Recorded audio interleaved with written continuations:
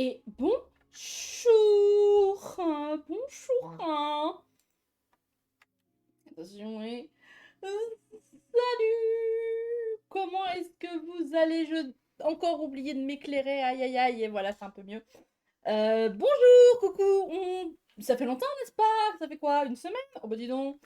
Non, pour une fois, regardez, pour une fois, je tiens parole. Pour une fois, je suis là quand je dis que je vais l'être. Yeah! Let's go, on y croit à cette reprise. À cette reprise, peut-on dire? Mais c'est pas grave. L'important c'est d'y croire, n'est-ce pas? Bonjour du coup, bienvenue sur le stream évidemment. Aujourd'hui nous allons faire comme nous avons fait la semaine dernière, parce que la semaine dernière c'était pour que aujourd'hui ce ne soit pas un stream immense, n'est-ce pas? Nous allons revenir sur mes avis lecture du mois de novembre et avant cela sur mes achats. Et donc, qui dit que nous allons revenir sur mes achats dit que nous allons aussi revenir sur le SLPJ, sur le salon du livre et de la presse jeunesse qui se déroule à Montreuil tous les ans. Puisque, bah, en fait, c'est là que j'ai fait tous mes achats. Littéralement, je n'ai rien acheté du mois, tout a été fait à Montreuil. Bon, ceci dit, est-ce que c'est des achats de novembre ou de décembre? Techniquement, ils étaient faits en novembre, mais l'argent est passé en décembre. Donc, bon, voilà, voilà. Toujours est-il, n'est-ce pas, que nous voilà pour une nouvelle liste de... comment? Une nouvelle liste de livres que j'ai achetés, que j'ai lus. Et là, une belle petite sélection, vous m'en direz des nouvelles. Alors, nous allons commencer évidemment par les achats. Donc comme j'ai dit, les achats ont tous été faits au Salon du Livre et de la Presse Jeunesse de Montreuil. Donc nous allons aussi revenir sur le salon de façon générale. Pour ma part, c'était mon deuxième Montreuil. Je n'avais jamais fait Montreuil avant l'année dernière. C'est déjà pas mal, c'est le deuxième. L'année dernière, j'y suis allée un petit peu en découverte, et en même temps, pas totalement, parce que mon amie Amandine, qui y avait déjà été plusieurs fois, m'a dit « Aubane, il faut faire un planning !» Donc Aubane, elle a fait quoi? Elle a fait un planning. L'année dernière, j'ai littéralement fait tout ce que je voulais. Je dirais même que j'ai fait littéralement tout ce que je voulais dès le vendredi. Le samedi et le dimanche, c'était un peu plus chill. Cette année, j'ai aussi fait un planning. Je crois que je vous l'avais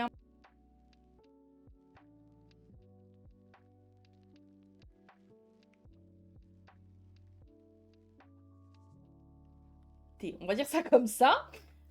Pourquoi? Parce que tout simplement, je n'ai pas réussi à... Quoi, micro? Qu'est-ce qu'il a, le micro? Ok. Bah, parce que j'allais dire, là, je vois les niveaux qui montent et qui descendent, donc c'est bizarre si ça coupe. Bah, c'est bizarre s'il n'y a rien. Donc oui, du coup, donc cette année, je n'ai pas réussi à être aussi efficace que l'année dernière. Et ben, on peut pas tout réussir à tous les coups. C'était déjà trop beau d'avoir réussi à faire un Montreuil aussi magistral la première année. Donc nous sommes partis en voiture cette année puisque nous avons eu la chance de trouver un B&B qui avait une place de parking. L'avantage c'est que c'était moins cher pour moi et pour mes comparses qui venions de la même ville, donc mon amie Amandine comme j'ai dit et Marie qui est dans le chat. Cela nous a permis de faire des économies. On a payé l'essence et le péage certes, mais au final par personne ça revenait vachement moins cher qu'un billet de train. Je pense que j'ai dû payer à l'aller en péage plus essence l'équivalent de ce que j'avais dû payer en aller-retour en train l'année dernière. Sachant que c'était pour moi, Amandine avait la même et Marie n'était pas là l'année dernière. Donc, autant dire que là, la même somme, même si c'est x2 divisé par 3, on est quand même plutôt bien. Donc voilà, on a fait le B&B avec plusieurs personnes, c'était trop bien, ça je vais pas forcément en parler parce que c'est entre nous et les copines. En tout cas, on est arrivé du coup à l'heure qu'on voulait. Ça, c'est l'avantage. On a pu partir tôt le matin pour arriver à l'heure que l'on désirait. On a pu récupérer immédiatement le B&B puisqu'on est arrivé à l'heure à laquelle on avait le droit de le récupérer pour la première fois. Donc ça, c'était assez cool. Et après ça, on a pu se diriger directement vers le salon du livre qui... alors j'ai oublié le nom du lieu, mais voilà, au lieu où ça a lieu, où ça se déroule. Et double de chance, on était à peine sorti de notre appartement Airbnb que je regarde sur Google Maps comment on fait pour y aller et je dis bah écoute, c'est pas très loin, on a deux choix, soit on peut faire par la gauche, soit on peut faire par la droite. Et quand je fais on peut faire par la droite, alors bon, pour vous c'est ma gauche, mais pour moi c'est ma droite, on est à l'envers. Quand j'ai fait on peut aller vers la droite, je regarde et je vois un bâtiment qui était pas loin et tout. Et je fais, il y a des gens qui rentrent dans le bâtiment là-bas, c'est quoi cette file d'attente? C'était la file d'attente pour rentrer dans Montreuil. En fait, on était vraiment au niveau de la sortie B, un petit peu décalé par rapport à la sortie B, et il fallait juste qu'on fasse un petit peu le tour pour aller le long des grillages qui faisaient le contour, donc on était hyper trop bien. Je sais pas si on le reprendra une autre année, celui-ci, parce que il était bien, mais il était un petit peu limite pour 7 personnes, parce qu'on était 7. Donc on verra l'année prochaine si on est réintéressé. C'est pas très grave un peu plus loin, là on était vraiment proche, c'était vraiment bien, mais c'est pas grave si on est un tout petit peu plus loin, quoi. Donc voilà, donc on a pu aller au SLPJ directement dans l'heure du midi. Donc je crois qu'on est arrivé, il était 13 h légèrement passé. On avait prévu donc dans nos plannings, on avait prévu d'aller chercher un ticket pour Siècle Vaelban. Alors j'avais dit Siècle Vaelban, je crois, quand j'en ai parlé la semaine passée, et je me suis rendu compte que c'est très probablement Siècle Vaelban parce que pourquoi prononcer le ban en Anne à l'anglaise alors qu'on se fait yesh à mettre un tréma sur le E pour qu'on puisse prononcer le A qui est juste avant.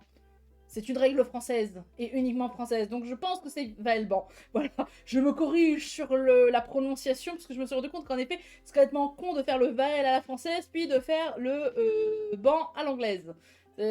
Bon. Donc voilà, donc on voulait aller voir le Vaelban, sauf que il s'avère que, avant qu'on arrive, on a vu qu'il n'y avait déjà plus de tickets. Nous, on avait vraiment compté sur le vendredi pour avoir des tickets, donc on a dit, allez, vas-y, let's go, on est déter. Malheureusement, ça ne l'a pas fait. Donc, le matin, le midi, pardon, moi j'avais prévu, donc si on arrive à avoir des tickets, d'aller à la dédicace de Siècle Vaelban, ce qu'on n'a pas pu faire. Et ensuite, j'avais prévu d'aller possiblement à 13 h voir Marie Fabre, donc l'autrice de La Voix de Loret. Sauf que, comme j'avais plein dans le moment où je pouvais aller la voir, j'ai décidé plutôt d'aller voir quelqu'un qui n'était pas disponible à d'autres, ou pas trop, ou moins, je sais plus. Enfin, en tout cas, j'ai décidé de prioriser l'une par rapport à l'autre, et j'ai été voir donc Élise Giraudot, et je lui ai pris la version poche de son roman La vie en turquoise. C'est un livre qui a 2 ans, je crois, en tout cas pour son grand format. Il y a eu une version aussi qui était reliée. Moi j'ai pris le poche, tout simplement parce que c'était le seul qui était disponible, je crois, parce que c'est pas la même maison d'édition, et au salon il y avait que celui-là disponible, et en plus il est beau. Bon, alors il est relativement épais pour un poche, mais en tout cas il est beau. Voilà, il est mimi, il est tout beau. Je vais vous lire le résumé, mais en gros, moi, c'est un livre qui m'a énormément attiré dès sa sortie, parce qu'il est question de 2 sœurs. Et moi, les sœurs, généralement, ça m'attire un petit peu, que ce soit en positif ou en négatif. Moi, il y a une histoire de sœurs, ça m'attire. Donc, je vais vous lire le résumé qui est juste là. Attention, sortez les mouchoirs, voilà. Donc, Ellie et Louise sont 2 sœurs fusionnelles. L'une est sportive et solitaire, l'autre, coquette et ultra sociable. Leur vie bascule le jour où Louise apprend qu'elle est atteinte d'un cancer rare des ovaires. Démunie, Ellie ne sait comment trouver sa place aux côtés de sa petite sœur. Pourtant, elles vont mener, avec leurs parents, un combat ensemble contre cette maladie. Ce roman à 2 voix retrace le quotidien des malades, l'impuissance des aidants, l'humour comme arme des défenses, les soignants empathiques, ceux qui feraient mieux de changer de profession, les belles rencontres, les couples qui ne tiennent pas le choc, les amis perdus, les maladresses, l'espoir qui se meurt pour renaître. Le cancer, bien sûr, mais aussi et surtout l'amour sororal inconditionnel qui transcende et sublime tout. Voilà, donc, qui est donc un livre que Élise a écrit en hommage à sa sœur, puisque c'est un livre, je crois, semi-autobiographique, en tout cas. Élise, c'est Ellie, me semble-t-il, et Louise, sa sœur, s'appelait réellement Louise. Et donc, ça fait part de son combat contre la maladie, combat qui, me semble-t-il, elle a perdu malheureusement. Et donc, c'est son hommage de sa sœur à sa sœur disparue. Donc, c'est la chialade, je le sais. Je me le réserve pour un moment où j'ai envie de me faire à la fois du bien et du mal. Je sais exactement dans quel mood je vais avoir besoin d'être pour lire ce roman. Donc, voilà. Mais il me fait de l'œil. Voilà, moi, c'est les histoires d'amour sororal comme ça qui réussissent à combattre, ou à ne pas combattre pour le coup, mais en tout cas qui font front ensemble. c'est quelque chose qui me touche énormément, hein, parce que moi, avec ma sœur, c'est pas exactement la relation qu'on a. J'en parlerai pas plus parce que c'est la vie privée, mais en tout cas, c'est pas exactement la relation qu'on a. Et je pense qu'il y a une forme de recherche à tout prix de cette proximité sororale que je n'ai pas. Donc voilà. Mais en tout cas, il m'attirait depuis le début. Donc, eh ben, c'était l'occasion. Voilà, et j'ai pu parler donc à Élise. Alors voilà, elle m'a fait une petite dédicace, etc. Enfin, c'est mon treuil, tu vas acheter, tu as des dédicaces. Donc voilà, voilà. Donc lui, je ne sais pas quand est-ce que je le lirai. Je sais qu'il faut que j'ai un mood spécifique, mais je sais que le jour où j'aurai ce mood, je serai prête. Possiblement pendant des congés, parce que je me vois pas lire ça pendant que je vais au boulot. Parce que comme je prends mes livres au travail, si c'est pour finir en larmes au boulot, ça va pas le faire. Ensuite, donc après cela, nous avons beaucoup traîné du côté de Gulfstream, et preuve en est puisque j'ai été voir Liz Chrysler. Liz Chrysler qui est l'autrice d'un livre que j'avais présenté, je crois, ou alors c'était le mois qui n'avait pas enregistré, en tout cas que j'avais présenté dans un précédent book haul, me semble-t-il, qui était l'autrice de La Bénie de Césarée. Et donc, attendez, il faut que je le retrouve. Il est là. Et donc, La Bénie de Césarée est donc son tome compagnon que j'ai acheté aujourd'hui, qui est Le Prince sans terre. J'avais beaucoup aimé La Bénie de Césarée, et je pense que je vais préférer celui-là. Je sais pas pourquoi, je le sens. En fait, dès le début, je sentais que j'avais une plus grosse attirance pour Le Prince sans terre. Ceci dit, c'est pas pour ça que j'ai pas aimé La Bénie de Césarée, encore une fois, j'ai beaucoup aimé. Mais en tout cas, je sentais que j'avais une petite attirance de plus vers celui-ci, mais moi j'aime beaucoup lire les choses telles qu'elles sont dans l'ordre, n'est-ce pas? Je crois que j'avais dit la semaine dernière, moi si je devais me rattraper les jeux Zelda, il faudrait que je commence par le tout vieux, donc catastrophe. Donc voilà. Donc, qui est un tome compagnon, donc qui n'est pas une suite de La Bénie de Césarée, on peut le lire séparément, c'est pour ça que je vais vous lire maintenant le résumé. Alors, voyons voir, qu'est-ce que ça dit? Sous l'ombre du Néméton, où le sacré s'élève, je jure par le divin, par la pierre et la sève, de prouver par amour, bravoure et dévouement, que mon âme brûle de ce qui devient serment. Si je trahis l'honneur de ces si je trahis l'honneur que les cieux ont scellé, puisse la terre m'enchaîner et mon nom immoler. Voilà 10 ans qu'Arthos et Césarée, empires de la terre et du soleil, sont en guerre. 10 ans que Maël lutte sans relâche pour libérer son peuple et arracher à l'ennemi césaréen ce qui lui revient de droit, le trône vacant d'Arthos. Celui que l'on surnomme le prince sans terre manque de moyens. Seule une alliance avec le puissant Laird Enoch pourrait lui apporter les armes et les hommes dont il manque tant. Lorsque Maël propose de faire de la fille d'Enoch sa future impératrice, ce dernier accepte à une condition. Le prince doit réaliser le rite ancien du Keitir-Rig. Il a 5 mois pour réunir 4 symboles sacrés à la hauteur de sa dévotion. C'est sans compter sur Niam. Non, attendez, Niam, ça se prononce pas Niam, ça se prononce Niv, je crois. C'est un prénom en gaélique, et je crois que Niam se prononce Niv, donc je vais le prononcer Niv. Donc c'est sans compter sur Niv, une barde itinérante chargée d'être le témoin de la quête. Habituée à n'en faire qu'à sa tête, elle lui offre l'aperçu d'une liberté incompatible avec son devoir de prince. Une dangereuse étincelle qui pourrait bien bouleverser le destin de Maël et de l'empire d'Arthos tout entier. Héritage, chant d'espoir, quête de liberté et sentiments étouffés. Bienvenue à Arthos, l'empire de la terre. Voilà, donc moi, tout ce qui est inspiration gaélique, j'en ai pas lu beaucoup, et en même temps, pourtant, j'aime beaucoup ça. Donc ça me faisait très plaisir de pouvoir le lire, n'est-ce pas? Donc j'ai pu avoir la dédicace de Liz Chrysler, voilà, qui est juste là, dans lequel elle... Alors, je ne vous lirai pas toute ma dédicace, mais en gros, dans laquelle elle me promet de se souvenir de mon prénom, que l'une comme l'autre, à un moment, on s'est croisés, on s'est souvenu qu'on s'était déjà vu, mais l'une comme l'autre, on n'a pas été capable de mettre un nom sur la tête de l'une de l'autre, voilà. Donc c'était très rigolo, on a bien rigolé. Donc la prochaine fois, je me souviendrai de qui elle est, et elle, inversement, voilà. Encore une fois, je ne vous dirai pas tous, parce que là, ça me fait un peu rire comme dédicace. Donc voilà, donc ça c'était mon deuxième achat. Hop, que je vais mettre juste là. Donc ce deuxième achat ayant été fait, j'avais espoir d'aller voir Maldezar au stand de Rajo, puisqu'elle n'avait qu'un seul horaire pour dédicacer. Lorsque j'ai vu la file, lorsque je suis arrivée, j'ai fait non, tant pis, je verrai Maël plus tard et je lui achèterai le tome 3 des Tribulations d'Esther Parmentier plus tard aussi. Pourquoi? Bah, techniquement, j'ai tout le temps du monde pour faire la queue. Mais, j'avais la soirée Persona le vendredi soir. Et je ne voulais pas la rater. Et comme à la base, on n'était pas trop sûr du temps qu'on allait prendre en métro, etc. Fallait le temps que j'aille me changer, parce que bon, j'avais quand même levé tôt pour aller dans la voiture, conduire. Je sentais... J'avais peut-être besoin d'une petite douche, on va dire ça comme ça. Donc, j'ai préféré ne pas risquer de sacrifier ma soirée Persona pour faire la queue dans une dédicace que je pourrais possiblement obtenir prochainement, parce que je sais que Maëlle fait régulièrement des dédicaces, et notamment qu'elle est régulièrement aux Imaginales, donc j'aurai d'autres occasions de la voir. Quitte à remettre même à l'année prochaine, on ne sait pas.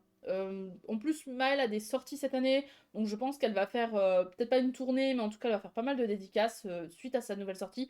Donc tout va bien, j'aurai d'autres occasions de la voir. J'avais aussi noté que je voulais aller voir Estelle Faye de chez Rajo aussi pour les ombres de Willowthorn, mais ça c'était dépendant du salaire que je touchais, et comme j'ai eu mon salaire classique et non le rattrapage que j'attendais, je crois que j'en avais un petit peu parlé la semaine dernière, bon comme j'ai pas eu le rattrapage que j'attendais qui devrait arriver un petit peu plus tard dans le mois, j'ai préféré faire comme si je ne le toucherais jamais, et j'ai peut-être un petit peu dépassé le budget que je m'étais mise, quoique de pas de beaucoup je crois. Mais en tout cas, j'ai pas voulu aller vraiment sur les livres où j'avais dit peut-être. J'ai acheté que les livres où j'avais dit vraiment. Il y a même 2 livres où j'avais dit ok vraiment que j'ai pas pris. Donc j'ai pris un autre livre, je crois, qui était pas prévu. Je sais plus exactement, faudra que je regarde. Mais en tout cas, je sais que je me suis posé la question. Voilà, je me suis posé la question. Et du coup, je ne suis pas non plus allée immédiatement à la dédicace de Nell Pfeiffer. Mais il me semble bien que c'est ce jour-là que j'ai été à la dédicace de Sandy Bidozero. Dans tous les cas, j'avais acheté en avance les 2 avant-premières de chez Gulfstream.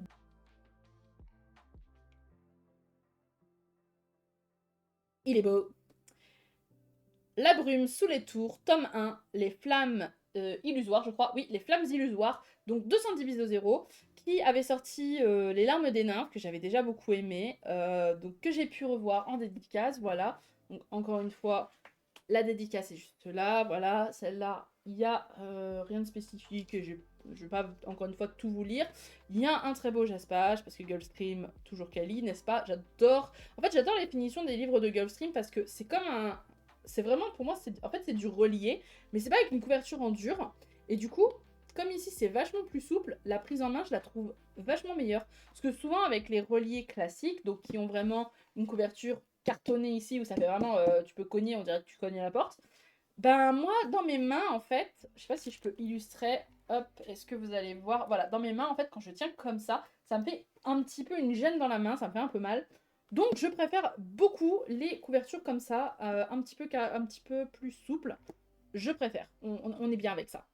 Donc je vais vous lire le résumé de ce livre aussi, donc La brume sous les tours qui est une avant-première et qui sort normalement, je vais vous trouver ça.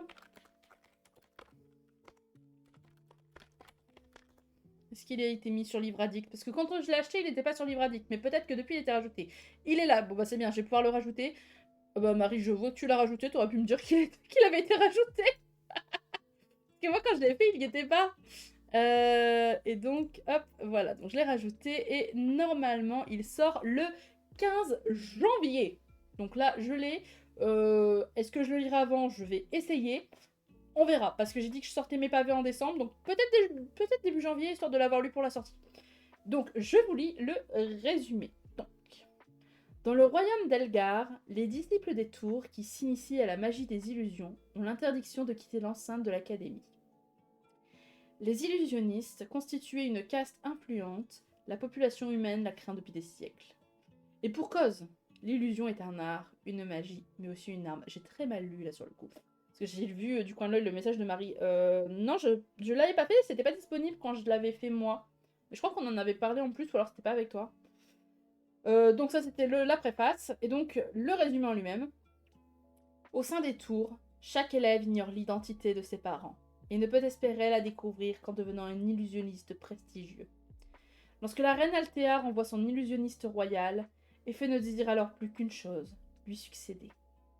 C'est en effet là l'occasion d'être reconnue par la gardienne d'Elgar, dont elle sait secrètement être la fille. Et c'est aussi endosser un rôle clé dans le fragile équilibre entre humain et illusionniste. Hélas, cette haute fonction est convoitée par l'élite des disciples dont fait partie Vive, sa meilleure amie. Rivaliser avec elle relève de l'impossible, sauf à braver un interdit, plongé dans une brume d'irréalité. Mais Effie a-t-elle le choix pour atteindre le but qu'elle s'est fixé? Ce qu'elle ignore, malgré les mises en garde de Jared, insondable ami des deux compétitrices, c'est que le pouvoir qui nourrit ses ambitions a un prix. Derrière l'éclat des illusions sommeille une brume dangereuse, capable de consumer leurs esprits, briser leurs liens et compromettre la paix. Voilà, donc c'est J-Vic, c'est Reed et Victor de chez Marvel, c'est Victor et Ellie de Vi et Schwab dans la saga Villain. C'est en vrai, là en le lisant, j'ai une petite vibe aussi de Glinda et Elphaba. Donc c'est tout ce que j'aime. Voilà, on va résumer vachement plus vite. C'est littéralement tout ce que j'aime. J'ai très très hâte de le découvrir. Donc, il y a vachement de chez Marvel. Bah oui, j'ai dit Reed et Victor de chez Marvel. Reed et Victor de chez Marvel. C'est bien ça. Reed et Victor de chez Marvel. Reed et Victor. J'ai dit avant ça, j'ai dit J-Vic, mais j'ai pas précisé que c'était Arcane. Parce que évidemment que J-Vic c'est Arcane. Mais après, j'ai dit Reed et Victor de chez Marvel. Marie, n'essaye pas de m'avoir. Je connais mes classiques. Les doomed homosexuals with science. Je les connais tous. J'ai compris Victor et Jace de Marvel. Non, non, j'ai dit J-Vic, sans préciser, et après j'ai dit Reed et Victor. Voilà. Et comme on disait avec Marie, sauf si je retire le fait que là j'ai eu une grosse vibe aussi de Elphaba et Glinda, il y a toujours un Victor dans l'histoire. Victor et Reed, Victor et Jace, Victor et Ellie, Vive et merde, j'ai oublié son nom. Vive et Effet. Il y a toujours un Victor ou équivalent. Toujours un Vi. Donc je sais déjà que je vais l'aimer. Parce que j'aime toujours ces binômes-là. Voilà, il y a un Vi. Ce qui est rigolo, puisque dans Arcane, il y a une vie, mais c'est pas la même. Donc voilà, donc encore un achat de chez Gulfstream. Ne vous inquiétez pas, c'est pas le dernier. Encore une fois, j'ai donné tout mon pognon à Gulfstream. Hein, ça ne change pas. Donc ça, c'était pour le premier jour, le vendredi. Parce que je ne crois pas, à moins que Sandy, j'avais été... Non, Sandy, j'avais été le samedi matin. Ok, mes excuses, c'était le samedi matin. Sandy, enfin, toujours est-il que donc j'avais été à la soirée Persona. J'ai un petit peu sacrifié des dédicaces pour pouvoir y aller et ne pas être en retard. Parce qu'on préfère aller à la soirée Persona. Donc le samedi, donc j'avais été voir Sandy. Et après ça, donc j'avais une pause puisque j'avais rien de prévu. Normalement, je devais à la dédicace de Siècle Valban qui était dans l'après-midi. J'avais fait la queue pour obtenir le ticket. J'avais obtenu le tout dernier ticket de la dédicace. Donc j'étais contente. J'allais revoir Siècle que j'ai déjà vu il y a quelques temps. Mais Marie, ici présente, était un petit peu patraque. Elle n'avait pas décidé de pas venir. Elle préférait se remettre bien en forme. Et donc, comme je savais qu'elle avait très hâte d'aller voir Siècle, je lui ai cédé mon ticket puisqu'elle n'avait pas pu faire la file, voilà. Et comme c'était un ticket par personne et un livre par ticket, parce qu'au début j'avais espéré faire un livre elle, un livre moi, mais non, une dédicace égale un livre, donc voilà. J'ai préféré lui céder, je crois qu'elle en a été très contente, voilà, tu me diras Marie si non, bof. Mais normalement elle en a été contente. Après ça, donc, j'avais décidé d'aller à la dédicace de Nell Pfeiffer. Et pour la dédicace de Nell Pfeiffer, il fallait être là 30 minutes avant. Je suis allée un petit peu plus avant. J'ai pas assumé la soirée plus les 1h30 de dodo de la nuit. Oui, bah voilà. Donc voilà, donc j'avais décidé d'aller voir Nell Pfeiffer, évidemment, parce que Nell Pfeiffer, on va la voir quand on en a l'occasion, tout simplement. J'avais déjà vu Nell 2 fois avant ça. Je l'avais vue pour... La Cité de Poussière en début d'année au Salon du Livre de Bruxelles, si je ne me trompe pas, non c'était ça.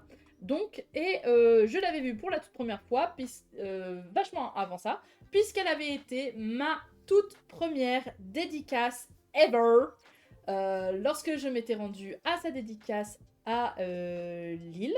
Voilà, oui c'est ça, à Lille, qui me semble était vraiment sa toute première dédicace, c'était le jour de la sortie, pour le tout premier tome de L'Engrange Temps. Donc je crois que c'était sa première séance de dédicace à elle et c'était aussi ma première séance de dédicace à moi. Donc voilà, c'est c'est symbolique pour l'une comme pour l'autre, quelque part.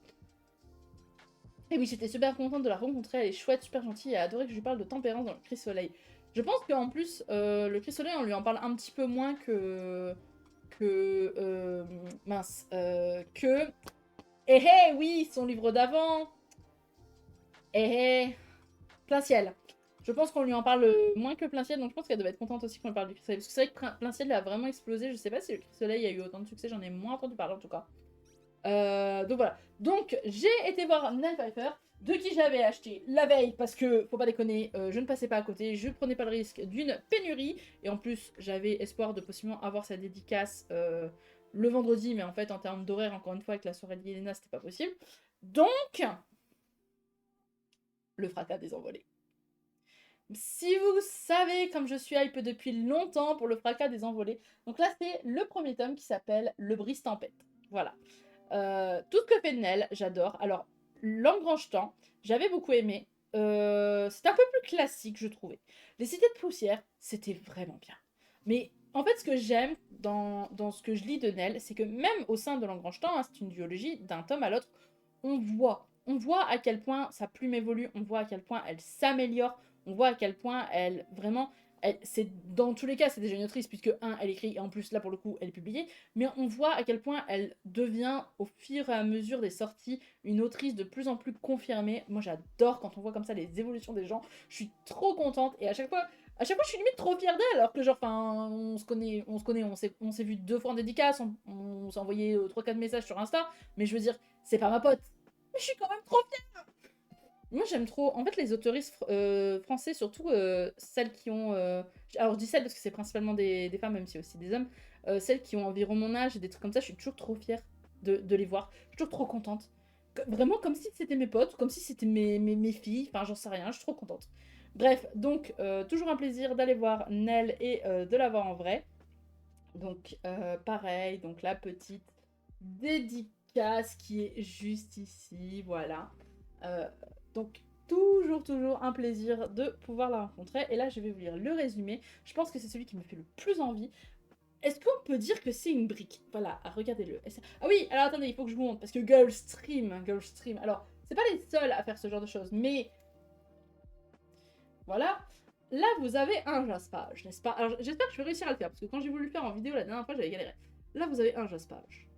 Et là, oh, je le fais bien. Oh, je le fais à peu près bien. Là, vous avez un autre jaspage. Mais quand vous faites comme ça, oh, vous avez un troisième jaspage qui apparaît. Attendez, je le fais pas bien. Voilà, vous avez un troisième jaspage qui apparaît. C'est trop cool. Alors forcément, ça veut dire que lorsque vous lisez, en fait, hop, voilà, tu vois, il y a toujours une petite bande ici qui apparaît. C'est pas dérangeant, on s'en fiche. C'est pour avoir un joli petit jaspage comme ça. On prend. Donc voilà. Donc le résumé du fracas des envolées. Dans un monde où les venteliers domptent les bourrasques et les oiseliers prennent leur envol, 2 continents se font face, séparés par l'Aquilon. Une tempête si vaste qu'aucun dirigeable n'a jamais pu franchir son cœur.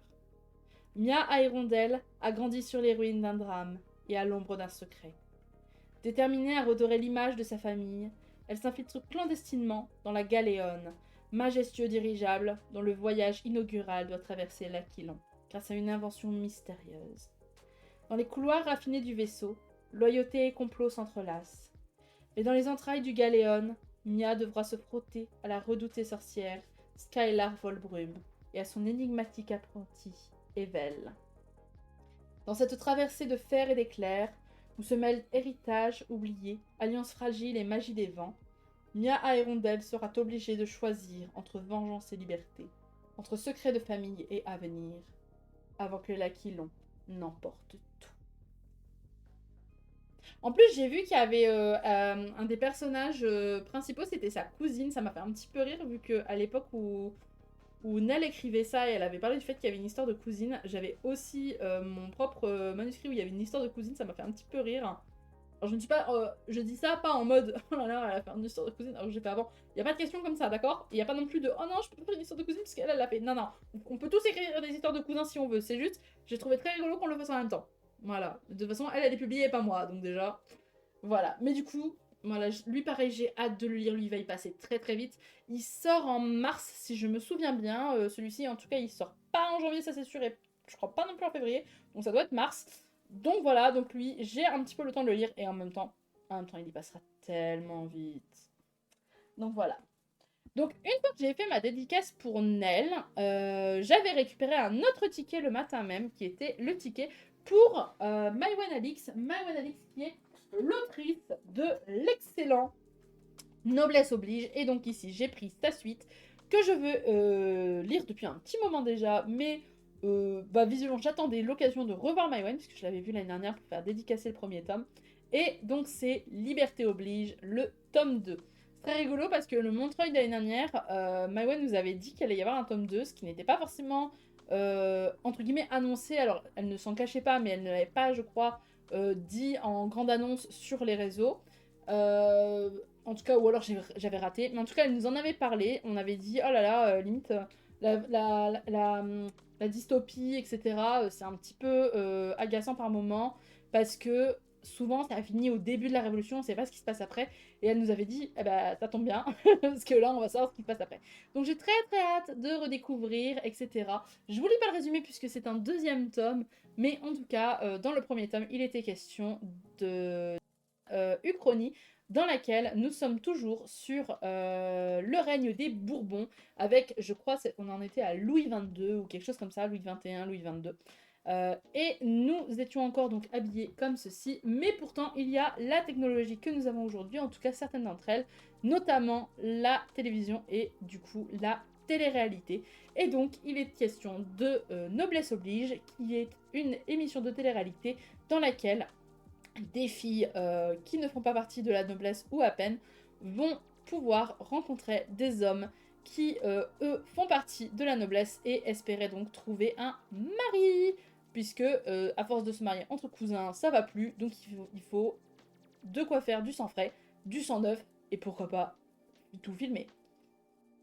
Voilà, donc ça c'était ça. Et moi, comme j'avais une grosse passion pour tout ce qui était époque Louis XIV lorsque j'étais plus jeune, et que en plus j'avais adoré tout ce qui était Hunger Games, qui donc est aussi une critique de la télé-réalité, mais moi j'ai sauté dedans à pieds joints, donc là j'ai très très très hâte de lire le second tome, voilà. Donc ensuite, qu'est-ce que j'ai fait ensuite? Je me souviens plus. Attendez. Oui, donc, qu'est-ce que j'ai fait ensuite? Eh bien, après ça, le samedi, j'ai été voir Dana Chalice. Donc, Dana Chalice, qui est l'autrice, entre autres. J'ai dit entre autres, mais je crois que je vais tout citer en fait. Qui est l'autrice donc de Mystic Flown, qui est l'autrice du Dernier Land d'Albâtre, que j'ai aimé. Donc, Dernier Land d'Albâtre, qui est un one-shot, je l'ai beaucoup aimé. Mystic Flown, duologie terminée, que j'ai beaucoup aimé. Et donc là, nous sommes sur une nouvelle duologie de sa part, toujours chez Gulfstream. Et mon dernier achat de chez Gulfstream, ce qui en fait 4 au total. Voilà, Gulfstream possède une part dans ma maison. Donc nous sommes sur le tome 2 du Royaume des Géants. Donc tome 2, l'éveil du dragon. Et il me semble que c'est une duologie, donc c'est le dernier tome. J'ai lu le Royaume des Géants, tome 1, juste avant d'ailleurs. On en parlera puisque, oui, il est là. Il est dans ma pile de choses que je vais vous présenter. Il est dans mes lectures de novembre.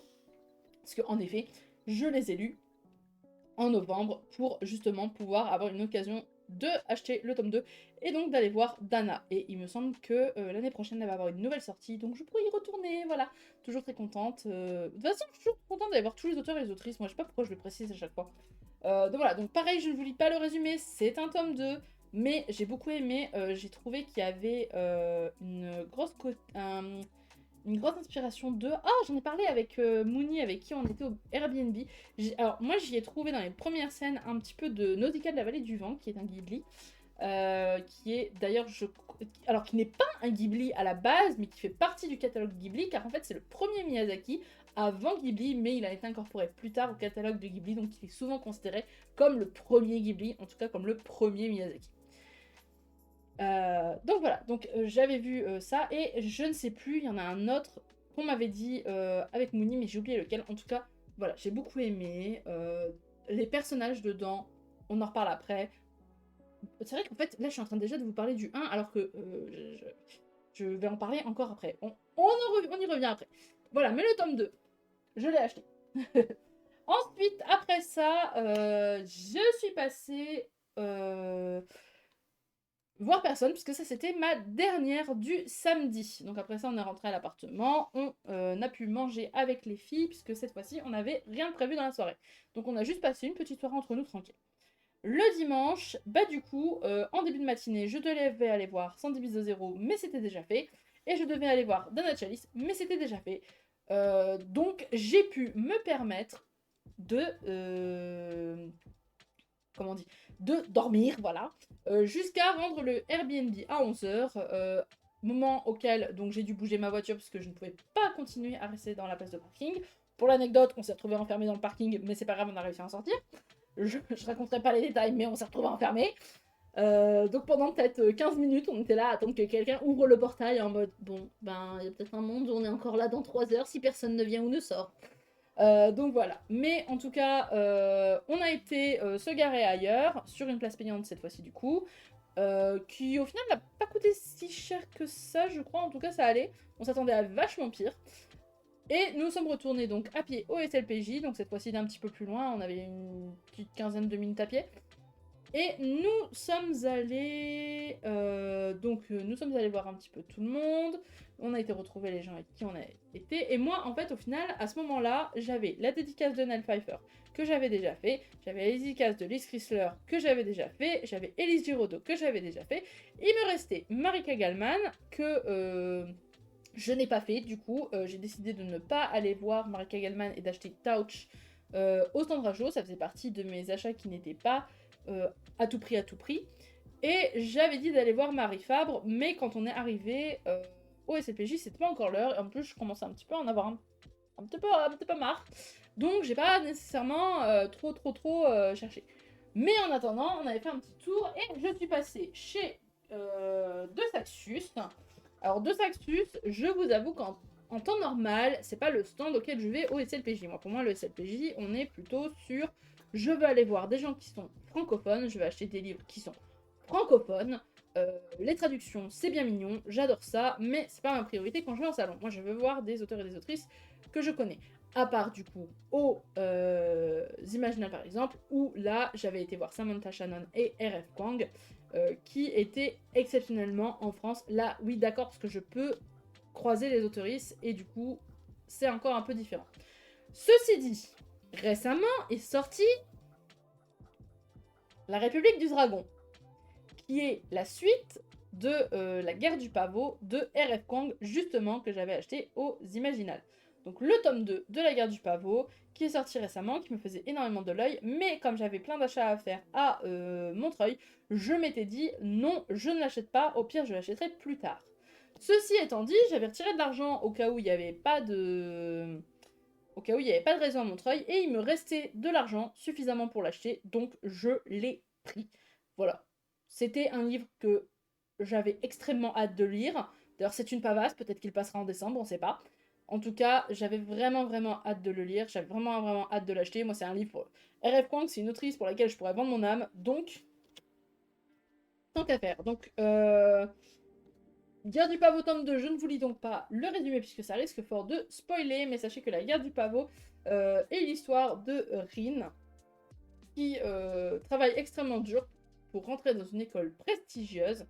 Ce qu'elle va réussir à faire, c'est littéralement le début du roman, c'est pas un spoil, et donc elle va se retrouver là-bas et essayer de faire ses armes dans une école qui est extrêmement élitiste, puisque généralement les pauvres ne s'y rendent pas puisqu'ils n'ont pas le temps de s'éduquer suffisamment pour réussir les examens d'entrée, sauf que elle, pour une fois, très pauvre, réussit à rentrer aux examens d'entrée et elle va se retrouver donc à être entraînée dans cette école militaire et aussi, par conséquent, plus tard, à être entraînée dans une guerre qui fait rage sur son continent entre son pays, je crois, et un autre. Je ne sais plus quel pays envahit l'autre.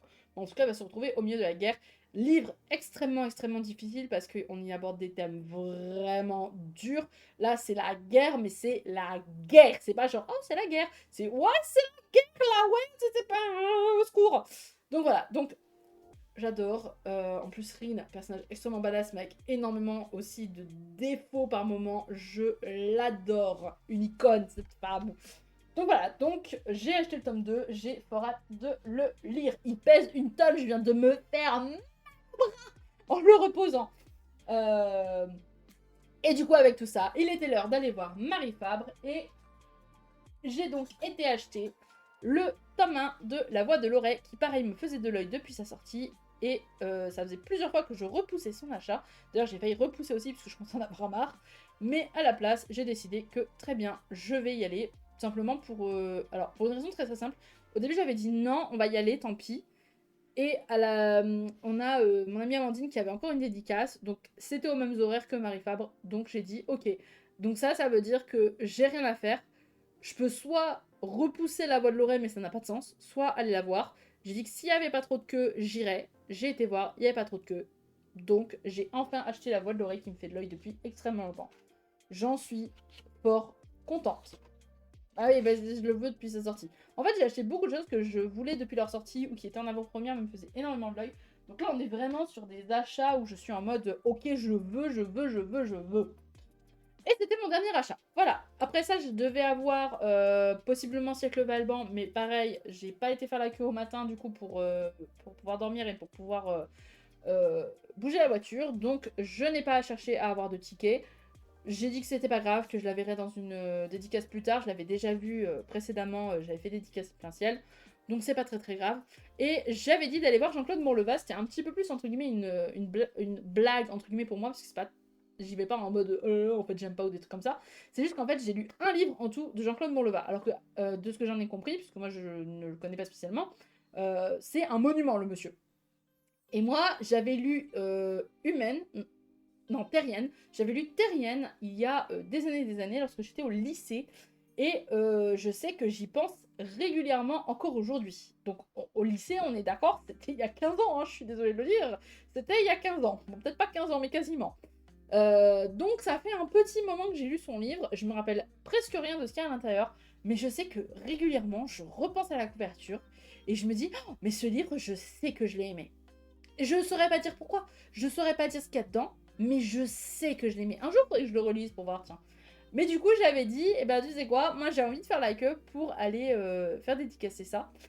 Et en fait, j'étais, comme je disais, j'en avais vraiment marre. Et lui, c'était quasiment sûr qu'il y avait une file comme pas permis. J'ai même pas été regarder.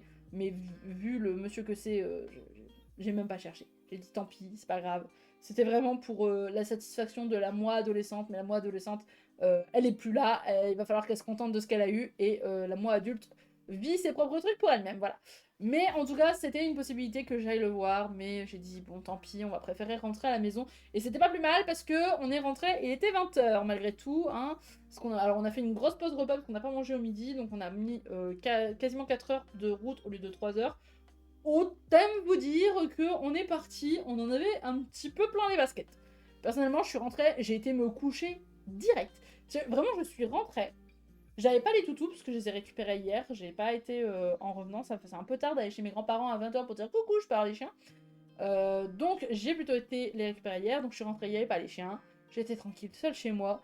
Je me suis posée, j'ai même pas vidé mon sac. Je l'ai vidé aujourd'hui. Ah, je tiens à le dire, j'ai vidé le sac hier ou aujourd'hui.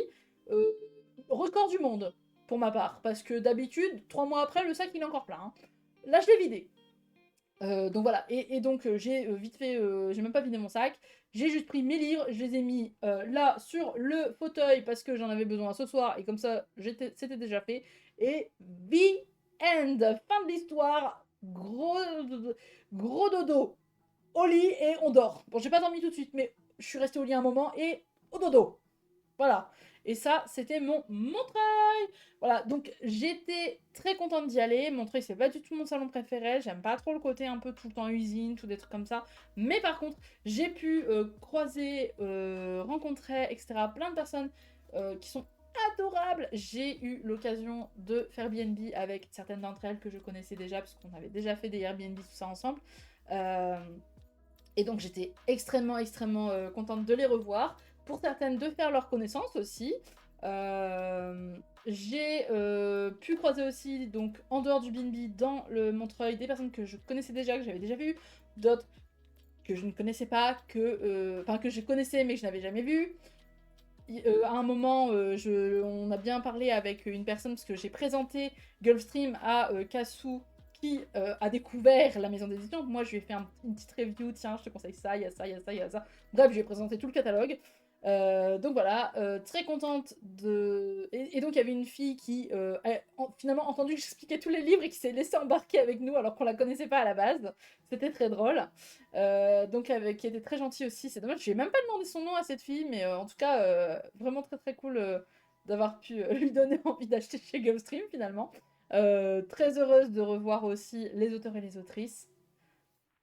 Voilà. Et comme d'habitude, Montreuil m'a redonné envie d'écrire. Alors, là, j'ai écrit aujourd'hui, donc je suis contente. Parce que l'année dernière, Montreuil m'a donné super envie d'écrire. Quand j'y étais, j'étais en mode oh, j'ai trop envie d'écrire, c'est trop bien, Montreuil. Oh là là, l'effet salon. Mais j'avais pas pris mon ordinateur parce que je m'étais dit que j'aurais pas le temps d'écrire. Et j'avais raison, je sais pas quand j'aurais fait ça. Donc, je n'ai pas écrit ni rien. Mais j'y suis vraiment. J'étais vraiment en mode full envie. Et l'année dernière, quand je suis rentrée, j'étais tellement fatiguée que j'ai fait ouais, écrire, qu'est-ce que c'est? Cette année, j'ai pas écrit le soir où je suis rentrée parce qu'il était 20h, j'étais claquée. J'ai pas écrit hier parce que le temps de dormir, puis de me reposer, puis d'aller chercher les chiens, il était tard, j'ai pas écrit non plus. J'ai écrit un petit peu aujourd'hui, j'ai écrit 700 mots et quelques. Donc je suis contente de moi parce que je me suis mis comme objectif à peu près 500 mots tous les jours. Donc 700, on est au-dessus, donc je suis contente de moi. J'ai fait que 30 minutes ceci dit, mais j'étais vraiment claquée, j'étais faire une petite sieste avant le stream parce que je savais que j'allais streamer.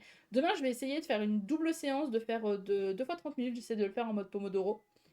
Donc voilà, et du coup, très très très contente de mon Montreuil et d'avoir pu croiser tout le monde. Et j'espère croiser encore plus de monde l'année prochaine ou dans les autres salles. Ceci clôt donc la partie Bookall plus Salon de Montreuil. J'ai pas grand chose à dire à Montreuil en lui-même puisque je vous ai juste dit que j'ai été voir, c'était les achats que j'ai fait en fait. Mais j'ai pas spécialement, on va dire, d'avis sur le salon. En fait, on est tellement dans l'attente, dans les fils, etc. que je trouve il s'est passé des choses, je les ai déjà oubliées même. C'est possible aussi. Hein. Donc voilà, donc ça va clore la partie salon et on va passer sur les avis lecture donc du mois de novembre. Donc je vais reprendre mon livre addict qui est juste à côté pour les avoir dans l'ordre. Ah! Yes, merci livre addict. Attendez, le site bug. Le site bug. Ah c'est bon. Voilà. Merci. Donc, j'ai fait 1, 2, 3, 4, 5 lectures papier. Oui, c'est ce que j'ai là. Plus, j'ai terminé une lecture audio dont je vais vous parler aussi. Donc, le premier livre que j'ai lu... alors, attendez. Hey, la logistique d'abord, excusez-moi. Hop. Allez, viens là, toi.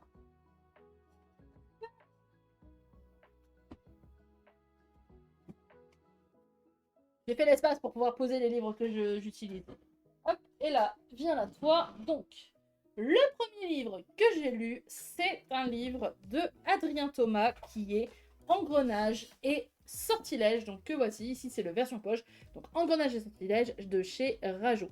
Adrien Thomas, c'est un auteur que j'ai déjà lu puisque j'avais lu ses Dossiers du voile, donc qui est 2 livres. Ce n'est pas une duologie, mais c'est 2 livres, puisque suite possible il y a, mais très peu de chances que ça sorte. En tout cas, comme ce sont des enquêtes qui peuvent, entre guillemets, se lire, alors, certes avec une continuité, mais en soi, chaque tome est autoconclusif.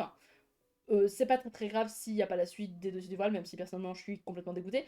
Mais toujours est-il que du coup j'ai lu Engrenage et Sortilège de Adrien Thomas parce que j'avais envie déjà de lire l'histoire qui m'intéressait, j'avais envie d'en lire plus de lui, donc extrêmement contente de ma lecture. Celui-là je lui ai mis 16 sur 20. 16 sur 20 c'est du jeunesse. Alors c'est du jeunesse qui prend pas les enfants pour les cons, moi j'adore ça.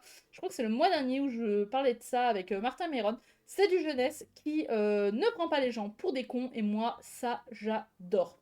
C'est-à-dire que c'est un jeunesse que on peut mettre dans les mains de jeunes, mais ils vont pas être en mode oh là là, tout est beau, tout est mignon, il se passe jamais rien, etc. Non, il se passe des choses, il y a des choses qui peuvent être graves, c'est pas grave, les enfants sont capables d'avoir aussi des choses graves dans leurs livres, c'est pas grave, ils peuvent même adorer ça.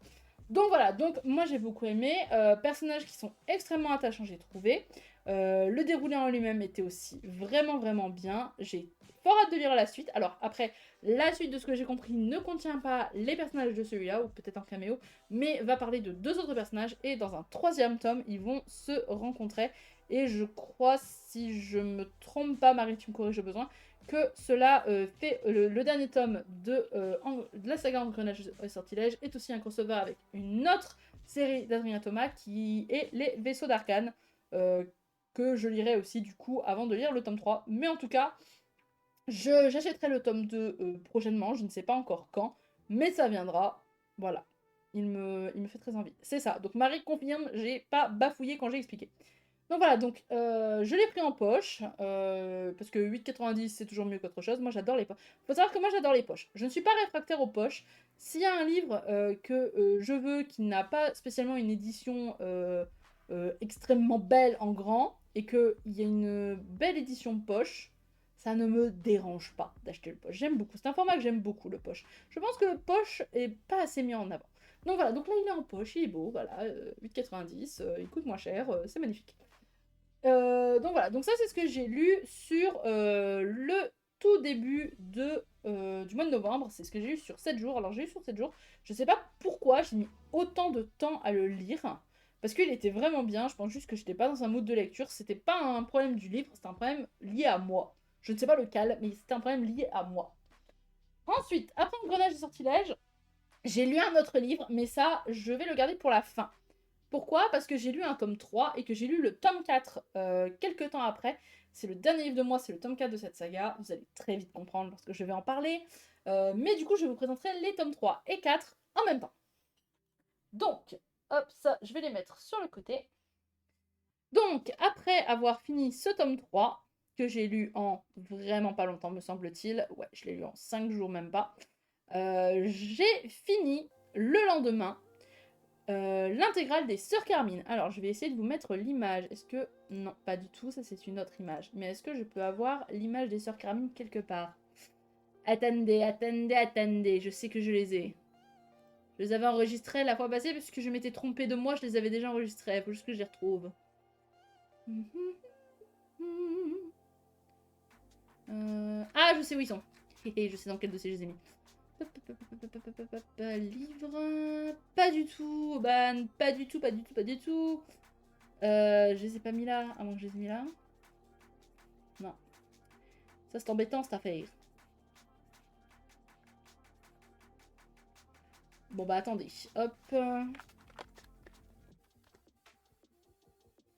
Je vais reprendre l'image pour vous la mettre, histoire que vous ayez la couverture sous les yeux. Enregistrer l'image. Hop, là, on va l'enregistrer là. Parfait. Et donc, hop. Image, livre. Il est là. Oula, il est tout petit.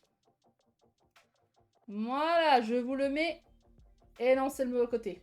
Je vous le mets là. Je suis toujours aussi perdue de ce côté, à propos des côtés. Donc voilà, donc j'ai lu Les Sœurs Carmine, l'intégrale de Ariel Holz. Holzel, je n'ai jamais su comment se prononce son nom. Ariel, donc.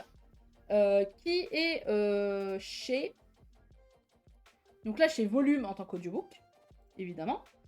Et qui est aussi paru chez Mnemos. Voilà, c'est chez Mnemos, dans la collection Naos, je crois, ou l'inverse, chez Naos, collection Mnemos. Je ne sais jamais. Mnemos, Naos, c'est terrible. Je confonds toujours qui appartient à quoi, qui est la collection, qui est la maison. Donc voilà, donc moi je l'ai lu chez Volume, et ça a été lu par Adélaïde Poulard, qui était une excellente narratrice. Je l'ai vraiment beaucoup aimée en tant que narratrice. Donc les Sœurs Carmine, donc qui raconte l'histoire de 3 sœurs qui vivent dans une ville où il ne fait pas spécialement bon vivre. Donc nous suivons dans chaque tome de cette trilogie une sœur différente. Donc le premier tome suit Mériver, qui est la sœur du milieu, la sœur cadette, qui est une voleuse, une monte en l'air, ils appellent ça donc, ce qui est un vrai mot d'ailleurs, je sais pas pourquoi ils appellent ça. En tout cas, ils utilisent surtout le terme de monte en l'air pour désigner ce corps de métier, à qui il va arriver des aventures, notamment à cause de son pas de chance et de sa maladresse. Vient ensuite, donc Mériver qui est celle-ci. Ensuite, le tome 2 suit sa grande sœur, l'aînée Tristabel, une personne absolument détestable, qui se croit mieux que tout le monde, puisque, pardon, oui, Tristabel, tu es mieux que tout le monde, excuse-moi, je me corrige. Qui donc est mieux que tout le monde, n'est-ce pas? Et qui, elle, a un seul objectif, devenir la dame de compagnie de la reine, peu importe ce qu'elle doit faire pour y parvenir. C'est un personnage absolument détestable, je l'ai adoré. Après ça, donc, on a le troisième tome qui suit la petite dernière, la Benjamin, techniquement plus la petite dernière au moment où on suit son histoire, mais Dolorine, donc Dolorine qui, elle, est une toute jeune enfant et qui va se retrouver à aller à l'école pour la première fois dans un pensionnat, et il va donc lui falloir s'intégrer à cette vie scolaire où les choses ne sont pas toujours telles qu'elles paraissent. Voilà, donc ce sont en gros les 3 tomes de la saga. Donc personnellement, donc, je les ai lus ainsi en intégrale, donc tout à la suite. J'ai commencé, oulala, attention, la date à laquelle j'ai commencé, est-ce que j'ai noté sur Livre Addict même? Non, je ne l'ai pas noté, mais en tout cas je l'ai lu en extrêmement de temps puisque je l'ai commencé avant l'été. Il faut savoir que moi, quand est-ce que je lis, enfin quand j'écoute des audiobooks, il y a 2 situations. Premièrement, je prends ma voiture, donc généralement c'est pour aller au travail, j'y suis en moins de 10 minutes, donc je lis assez lentement si je prends uniquement dans ma voiture, ou quand je cuisine, sauf que le problème c'est que j'ai souvent la flemme, donc je cuisine pas souvent. Mais j'essaie de m'y mettre, donc en ce moment je lis, j'écoute du coup pas mal d'audiobooks, là je suis sur un autre audiobook qui devrait prendre vachement moins de temps, et donc mais pendant l'été, je n'ai pas spécialement pensé à le mettre pendant que je cuisinais. Ça m'est venu après l'été, parce que je suis un peu teuteux. Quand je conduisais pour aller au travail, bah en fait, comme j'avais les vitres ouvertes, ça m'embêtait d'avoir un audiobook, et je mettais ma musique. Donc j'ai repris en septembre, quand il a commencé à faire un peu plus frais, et que je roulais les vitres fermées. Donc voilà, donc je l'ai terminé le 14 novembre. Et j'ai vraiment, vraiment beaucoup aimé. Alors du coup, si vous voulez savoir mon ordre de préférence, le tome de Mary est celui que j'ai le moins aimé, donc le premier. Ensuite, c'est le tome 3 avec Dolorine, pardon. Et le meilleur tome, à mes yeux, celui du milieu, c'est Tristabel. Avec notamment des procédés de narration qui étaient vraiment très très bien. Le ton de la narratrice lorsqu'elle narre en tant que Tristabel, avec ce ton très hautain pendant tout le long, j'adore. Donc voilà. Et d'ailleurs, alors je n'avais pas mis de commentaires pour Engrenage des Sortilèges, j'ai complètement oublié. Mais par contre, je peux vous lire ce que j'ai écrit sur les Sœurs Camille intégrales. Donc je lui ai mis 10 000 sur 20 sur Livre Addict et j'ai dit: écoutez en audio, cet ouvrage m'aura tenu plusieurs mois, mais il fut un plaisir à découvrir. Ouais, je sais plus lire. Les 3 sœurs ont chacune leur propre intérêt et je dois avoir un peu de mal avec Mary, mais sans pour autant ne pas l'avoir aimée. Je trouve l'ambiance très différente des jeunesses de mon époque et c'est à mes yeux positif. Voilà un ouvrage qui ne prend pas les jeunes pour des idiots. Je sais que j'ai déjà dit ça sur Engrenage et Sortilèges, je sais que j'ai déjà dit ça sur Seruria, mais ceci dit, c'est encore vrai. Même si on peut se poser la question de est-ce que celui-ci est un jeunesse, je le mettrai pas entre toutes les mains, vous voyez. Il est un petit peu plus gore, entre guillemets, un petit peu plus violent. Je pense que celui-là, l'âge, par rapport aux 2 autres, il peut augmenter quand même un peu. Il faut un minimum de maturité malgré tout pour le lire, je pense. Mais en tout cas, c'était vraiment bien. Donc, elles vivent dans un monde extrêmement sombre où les meurtres sont légion. Je dirais même que les meurtres font partie du moteur de la société dans laquelle elles vivent. Donc voilà, donc vraiment, c'était vraiment très drôle. Ariel Holz a créé tout un univers très horrifique et en même temps horrifique mais qui ne fait pas peur. Avec, enfin, il a inventé des noms de mois par exemple qui prenaient les thèmes de l'horreur. Je vais pas réussir à trouver les noms, mais en tout cas, à chaque fois il y a des jeux de mots, etc. C'est très intelligent. J'ai vraiment beaucoup aimé son world building. C'est très similaire à finalement notre époque victorienne à nous. Et en même temps, du fait de justement tous ces petits détails, des mois qui ont des noms différents, etc., ça crée une vraie ambiance, un vrai world building. Donc vraiment très très très très cool. Ça m'a donné. C'est le premier Ariel Holz que je consomme du coup. Et ça m'a vraiment donné envie de découvrir. Alors je sais que sa plume est très différente selon les œuvres. Je sais qu'il a des thèmes très différents aussi selon les œuvres. Mais du coup, justement, ça me donne encore plus envie de le découvrir dans d'autres domaines. Donc je pense que j'achèterai ou j'écouterai d'autres ouvrages de lui. Donc voilà, donc ça c'était pour les sœurs Carmine, je n'ai que du bien à en dire. après ça, donc, dans l'optique d'aller voir Maël de Zar, même si finalement je n'y ai pas été, donc j'ai décidé de lire le tome 2 des Tribulations, attendez, des Tribulations d'Esther Parmentier, donc que voici. Voilà, donc ça c'est le tome 2, donc j'avais déjà lu le tome 1, que j'avais lu avant les Imaginales de cette année, si je me souviens bien, voire dans la voiture en sortant des Imaginales de l'année dernière, ça c'est possible aussi ça. Donc lui je l'ai acheté cette année aux Imaginales, me semble-t-il, et je l'ai lu là en espérant pouvoir acheter le tome 3 et voir Maël, ce que je n'ai fait ni dans un sens ni dans l'autre, encore une fois. Pardon. Encore une fois, ce n'est pas grave, j'irai. Donc encore une fois, un poche de chez Rajo. Hein. Rajo, j'aime beaucoup leur poche. Leur format, il est un petit peu plus grand que les poches classiques.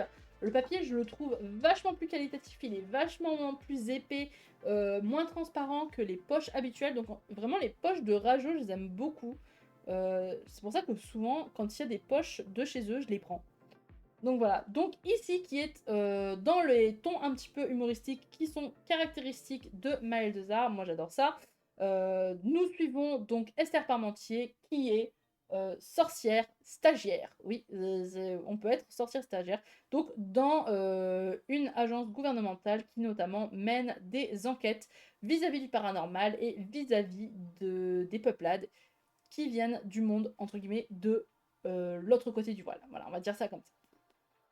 Donc j'ai vraiment beaucoup aimé. Personnellement, j'avais déjà énormément aimé le premier. Je m'étais énormément attachée au personnage. Donc là, quand j'ai repris la lecture, j'ai eu du mal à les replacer, mais ça m'est vite revenu au final.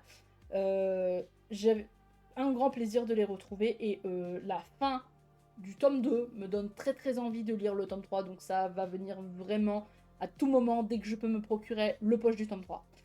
Donc je lui ai aussi mis 18 sur 20 à celui-ci. Et j'avais écrit un second tome, toujours aussi rythmé et engageant, parsemé de références qui parlent à la geek en moi. Ah oui, parce qu'il y a beaucoup de références geek, etc. Le personnage d'Esther joue à LoL. C'était très rigolo, j'ai eu toutes les rêves.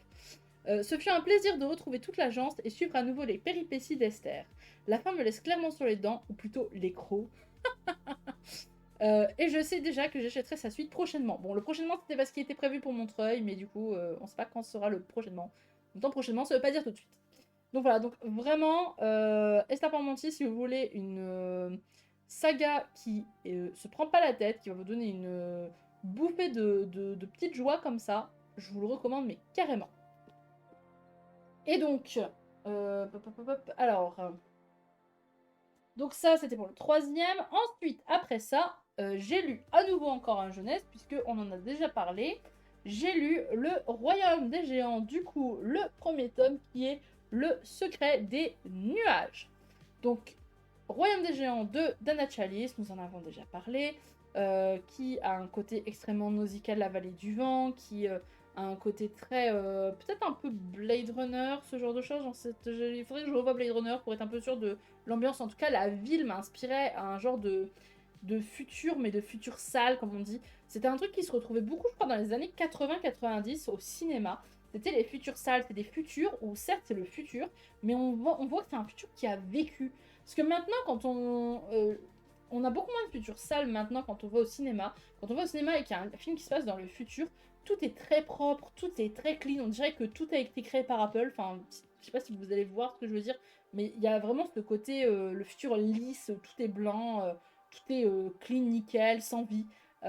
Moi j'aime beaucoup mieux justement des choses qui me donnent l'impression que le futur est sale, et c'est pas sale dans le sens tout le monde chie par terre et personne ne nettoie, c'est sale dans le sens ça a eu le temps de rouiller, ça a eu le temps de vieillir, parce que oui, la technologie d'aujourd'hui va vieillir et devenir entre guillemets non pas obsolète, mais devenir quelque chose qui est incorporé, qui n'a plus ce côté waouh. Et en fait c'est ce qu'on retrouve ici dans Le Royaume des Géants.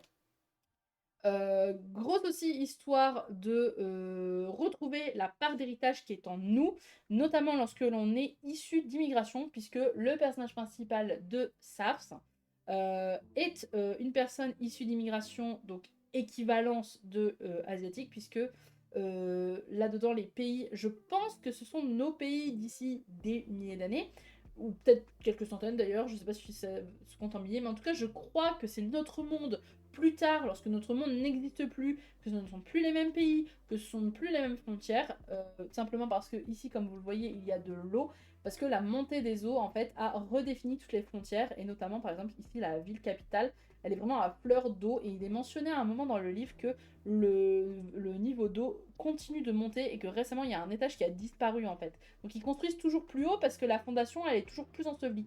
Enfin, non, pas ensevelie, mais sous l'eau, j'ai oublié le mot. Submergée, voilà, toujours plus submergée. Donc ici, donc Safs est en effet de troisième génération d'immigration, c'est-à-dire que son arrière-grand-mère a immigré dans le pays dont elle est issue. Donc il y a eu sa grand-mère qui était dans une mixité vraiment moite-moite. Ensuite, il y a eu sa mère qui avait un quart du sang, j'ai oublié, c'est le peuple de Yu, je crois. Et donc Saf n'est qu'à un huitième Yu, elle n'a jamais appris la langue, elle n'a jamais appris la culture. Et aujourd'hui, son arrière-grand-mère, vieillissante, n'a plus suffisamment sa tête pour pouvoir leur expliquer. Et donc en fait, il y a un côté reconnecté énormément avec ses racines, avec ses... donc vraiment, comment dire, avec sa culture, mais qui n'est peut-être pas totalement la culture, mais la culture de nos ancêtres. Donc un côté très histoire générationnelle qui ici a manqué à Safs et qu'elle a très envie de renouer avec. Bon, j'ai l'impression que je fais pas sens, je pense que je suis encore un peu fatiguée, mais normalement vous comprenez à peu près ce que je dis, même si les phrases sont pas belles. Donc voilà, donc j'ai vraiment beaucoup aimé sur cet aspect-là. Mon personnage est probablement son frère, donc il s'appelle, est-ce que c'est dit ici c'est pas dit. Alors attendez, je vais retrouver le nom de son frère. Non, non, non, évidemment. Oh, purée. Zéphyr, ou Zéphyr. Donc son frère Zéphyr, je pense que c'est mon personnage préféré. Marie, tu vas très vite comprendre pourquoi. Il s'agit d'un apprenti ingénieur dont l'une des jambes ne fonctionne pas correctement, donc il se déplace avec une canne slash béquille, et c'est un futur génie. Voilà, c'est bon, Marie, elle a tout compris. Probablement les autres fans d'Arcane ont aussi compris pourquoi c'est mon personnage préféré. Mais c'est pas que pour ça, c'est aussi un personnage très attachant, etc. Voilà, mais disons qu'il a des petits passifs qui font que j'ai une petite attirance spécifique pour lui. Mais en vrai, je les ai tous aimés. D'ailleurs, quand j'ai fait dédicacer le livre par Dana quand j'ai fait... Non, j'allais dire le livre, bah non. Quand j'ai fait dédicacer le second tome par Dana à Montreuil, elle m'a demandé qui était mon personnage préféré. Alors là, je viens de vous dire ça pour la blague, parce que je voulais attraper les fans d'Arcane au passage. Mais en réalité, j'ai été incapable de lui dire, parce que justement, je lui ai fait la réflexion, je suis vraiment incapable de choisir un personnage préféré, je les ai tous aimés. C'est vraiment un groupe de potes où on sent vraiment que c'est un groupe de potes et où vraiment ils ont chacun leur truc à apporter, et même les personnages qui peuvent être un peu plus agaçants, ils apportent quand même leur propre dimension à tout ce groupe, et du coup, bah, j'ai vraiment kiffé. Je vais pas forcément parler de fan family, même si ça en est dans un certain sens, mais comme Safs et Zephyr ont leur propre famille, j'ai du mal à dire fan family lorsque les personnages ont déjà leur famille, mais en tout cas, en tant que groupe de potes, ils sont mais vraiment mais trop trop cool. J'ai très hâte de retourner vivre la fin de leur aventure avec, j'allais dire les 5, mais ils sont 6. Voilà, avec le club des 6 finalement. Donc voilà, donc ambiance futuriste, etc. J'ai beaucoup aimé. Je lui ai mis 17 sur 20, et par contre j'avais pas mis de commentaires sur le coup, puisque j'ai pas trouvé quoi dire. En fait, quand je suis sortie de la lecture, j'avais beaucoup aimé, mais je trouvais pas spécialement quoi commenter. Donc bah j'ai pas commenté. Et donc nous en arrivons à la fin, au livre que j'avais lu en deuxième dans le mois, et à celui qui lui fait suite, et qui a été la dernière lecture de novembre, et il s'agit de le tome 4 et le tome 3, pourquoi j'ai dit le 4 avant, le tome 3 et le tome 4 de Persona, la quadralogie de Yelena, qui avait commencé sa publication chez Hachette Roman, et qui aujourd'hui, par ces deux tomes, est en autopublication. Comment je peux décrire Persona? Comment je peux en parler? Honnêtement, c'est très difficile pour moi de parler de mon amour pour... Alors, pas forcément cette saga, même si aussi, mais en tout cas de... de façon générale tous ces gens-là, de tous ces livres-là. Attendez, excusez-moi, il y a un petit bot, là, il va dégager. Hop, merci bien. Hop, viens là, toi. Hop. À moins, Marie, que tu t'en occupes peut-être, mais j'ai l'impression que... Hop. Voilà, c'est banni. Au revoir le bot, merci. Donc, oui, donc les tomes 3 et 4 de Persona, moi c'est là, j'en avais parlé un petit peu le mois passé puisque je les avais récupérés, donc ils étaient dans le book haul. C'est une saga que j'aime énormément. C'est une saga qui m'a aidé à reprendre la lecture après 7 années, puisque j'avais lu d'abord Absolu, puis La Passeuse de mots et ensuite Persona, ou alors Persona avant La Passeuse de mots, je sais plus. J'avais lu à sa sortie le tome 2. J'étais dégoûtée d'apprendre qu'entre guillemets il n'y aurait pas de tome 3 et 4 de la part d'Hachette Roman. J'ai participé à la campagne Ulule. C'est une saga qui m'a portée depuis quasiment 3 ans, ou un petit peu plus de 3 ans. Je sais même plus depuis combien de temps j'ai repris la lecture.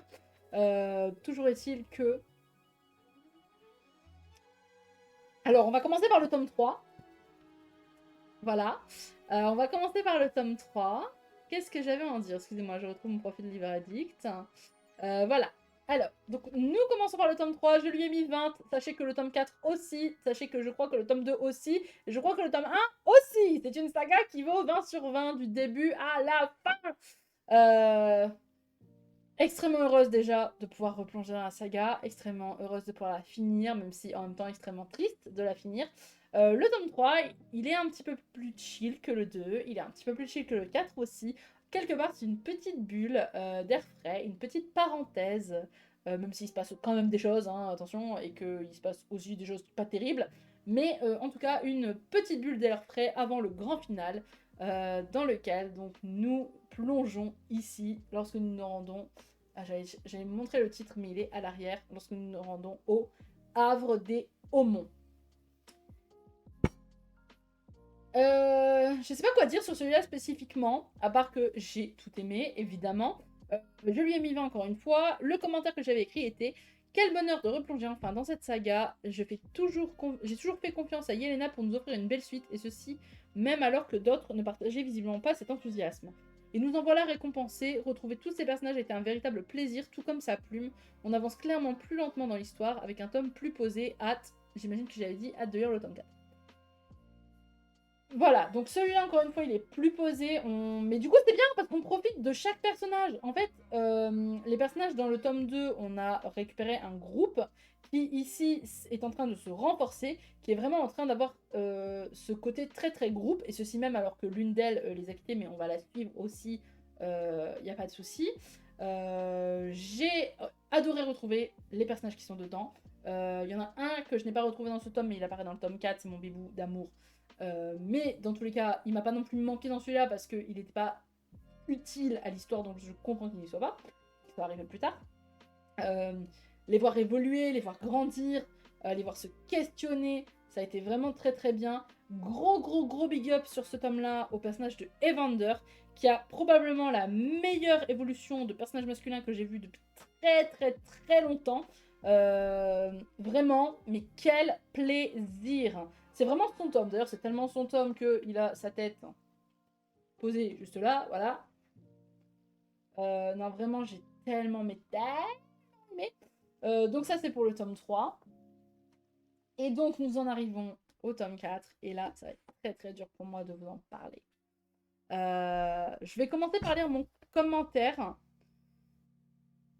On va revenir sur ce que je dis, parce que je pense que je dis des choses que j'ai l'intention de raconter de toute manière. Donc je lui ai mis lui aussi 20 sur 20 comme ce que je vous disais.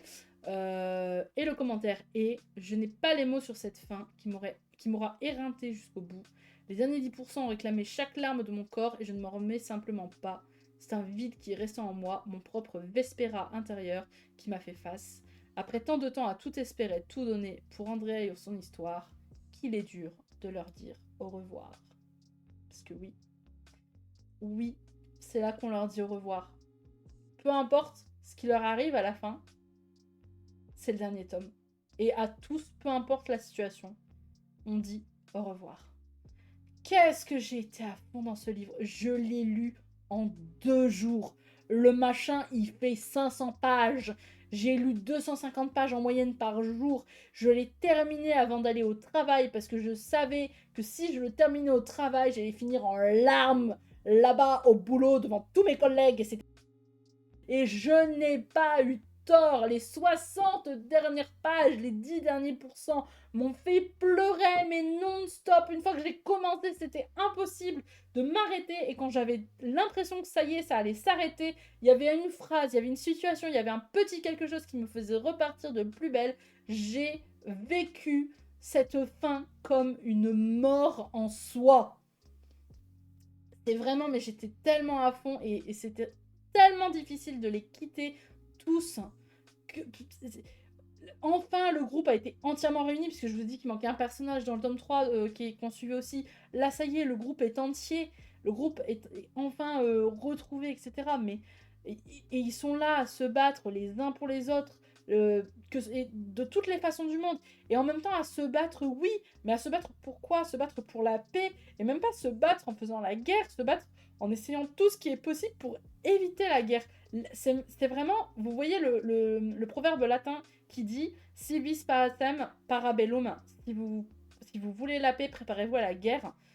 Celui-là, il vous dit si vis pacem para pax. Je crois que c'est comme ça qu'on l'accorde. Toujours est-il, si vous visez la paix, préparez-vous à la paix. Parce que c'est à ça qu'appelle Persona de tout son long, et surtout le personnage d'Andrea qui est profondément pacifiste, à s'écouter, à concevoir l'empathie comme une arme contre la guerre et contre la haine. Vraiment, mais il me restera en tête tellement longtemps ce livre et je vais avoir tellement de mal à ne plus y penser. Là, j'ai terminé la saga. J'ai été à la soirée d'Yelena. Je suis en train de vous en parler. Et après ça, de façon définitive, complète, il va aller retourner dans ma bibliothèque derrière moi, rejoindre le tome 1 et le tome 2 pour enfin mettre fin à toute cette aventure. Et j'ai envie de chialer là tout de suite. Je sais pas si ça se voit. Je suis en train de me retenir de pas partir complètement dans l'émotion parce que vraiment, mais ça me fait quelque chose de l'avoir fini, quoi. Heureusement que j'en parle en dernier. C'est pour ça que j'ai gardé le tome 3 pour la fin, malgré que je l'ai lu avant. Parce que je voulais pas les séparer. Et aussi parce que je savais que j'allais chialer. Donc voilà. Donc vraiment, mais très heureuse. C'est même pas que je suis très heureuse de cette saga. Je suis reconnaissante de cette saga. Parce que c'est la youtubeuse Tiboudou Boudou qui disait que pour elle, dans la vie, il y avait des livres qui étaient ce qu'elle appelle des petites briques, voire pour certains des gros parpaings, qui sont en fait des livres qui font partie de sa construction personnelle. Et bien, Persona, et je vais me dire Persona, pas un tome, mais Persona la saga, est un parpaing dans ma vie. Voilà. Et on s'arrête sur ça. Wouh! Ah, c'est tellement dur de parler de Persona parce que je suis tellement en fait à fond et en même temps j'ai aucun argument à présenter. C'est vraiment quelque chose. Mais en tout cas, on s'arrête là. J'en ai chaud. Vraiment, j'en ai chaud. Alors que mon chauffage, bon, il est allumé, mais il n'est pas non plus mirobolant. J'ai chaud d'en parler. Mais voilà, du coup, c'était mes avis lecture de novembre. C'était mon book haul juste avant. Maintenant, on va pouvoir aller ranger tout ça, n'est-ce pas? Qui dans la palle, qui dans la bibliothèque derrière moi. Mais évidemment, avant de se quitter, je vais vous poser à vous la question. Qu'est-ce que vous avez lu pendant ce mois de novembre? Et est-ce que, dans ce que moi j'ai lu, est-ce qu'il y a des choses qui vous font envie? Voilà, est-ce qu'il y a des livres dont vous avez envie de parler? J'attends quelques minutes que vous puissiez poster votre réponse dans le chat et après on en parle. Et si personne n'a envie de parler, ce qui est tout à fait correct aussi, ce n'est pas grave, on va juste arrêter là. Mais en tout cas, si vous avez envie de parler d'un livre en particulier, bah, allez-y, dites-le moi. Je pourrais parler de livres pendant des heures. Alors... À chaque fois, j'ai une notification Discord alors que je l'ai mis en ne pas déranger, dis donc.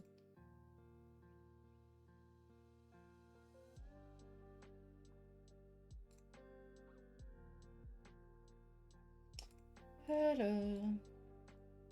Ah oui, et du coup, en résumé, pour... Ah oui, je dis ça comme si j'allais tout terminer, là. Bon, pour le moment, personne ne dit rien, donc possiblement, on va s'arrêter là. Mais... Attention, deux choses l'une. Déjà, tout doucement. Le mois prochain, lorsque je ferai le résumé de mes lectures de décembre 2025, ce sera aussi l'occasion pour moi de parler de mes lectures de 2025 de façon générale. Donc, je pense que la prochaine fois, comme il devrait normalement y avoir un book haul relativement petit, on devrait avoir le temps de se faire une grosse tier list de toutes mes lectures 2025. Donc le stream sera plus long d'1 heure, je pense, au moins. Peut-être que je le ferai commencer à 19h plutôt que 20h comme j'ai pu faire dernièrement. Parce que j'aimerais bien faire une grosse tier list de toutes mes lectures. Parce qu'en vrai, l'année était tellement longue, j'ai lu tellement de livres que je pense que j'ai oublié des livres que j'ai lus depuis. Donc je préparerai la tier list, je vais peut-être le faire directement après ça d'ailleurs. Donc ça c'est la première chose. Le mois prochain, très petit book haul à mon avis, il y en aura peut-être parce qu'il y aura Noël qui sera passé par là, on m'offrira peut-être des livres.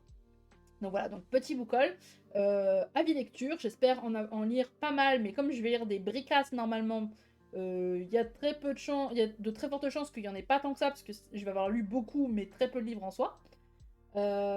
Et donc, possiblement, du coup, pour allonger tout ça, on fera une petite tier list de mes lectures, et on définira du coup mon top 3 ou mon top 5, on verra comment on s'arrange, des lectures de 2025. Ça, c'était une première petite annonce. Et deuxième annonce, dès demain. Et oui, dès demain. Je mets d'ailleurs l'annonce sur Insta tout à l'heure, dès qu'on a fini. Dès demain, nous commençons. Ça y est, j'avais dit que je ferais autre chose que des book hauls et des avis lecture. C'est le cas. On va commencer un let's play. On retourne dans le gaming qui est à l'origine de la chaîne à la base. Mais vous inquiétez pas, encore une fois, je reste quand même vachement sur la lecture. Mais j'ai très envie de faire certains let's play avec vous. Et demain, nous commençons Expédition 33. Clair-obscur. Voilà, c'est l'heure. Je l'ai acheté le mois dernier, j'attendais le bon moment. Ça faisait des mois que je devais l'acheter, que je devais le faire en stream avec vous, parce que je savais que je voulais le faire en stream. Donc, et bah ça y est, c'est l'heure, c'est demain à 20h. Demain, on se retrouve pour Clair-obscur. Voilà, donc j'espère que vous serez là. Et oui, sortez les mouchoirs. Moi, en tout cas, me connaissant, il y a des risques que je chiale.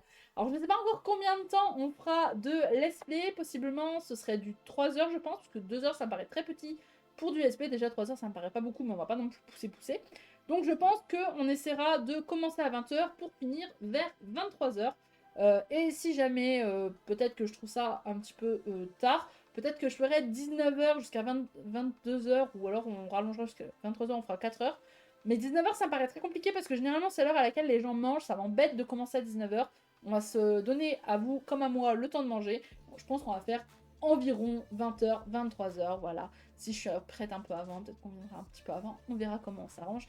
En tout cas, ça y est, c'est le moment. Je vais préparer la scène, etc. Donc je vais le lancer pour voir si déjà il se lance correctement, sinon je suis pas dans le brin. Mais voilà, donc ça c'est ce qu'on va faire demain. Et du coup, bah, je pense que là on va pouvoir se dire au revoir et on va pouvoir se dire aussi à demain. Voilà, des bisous bisous.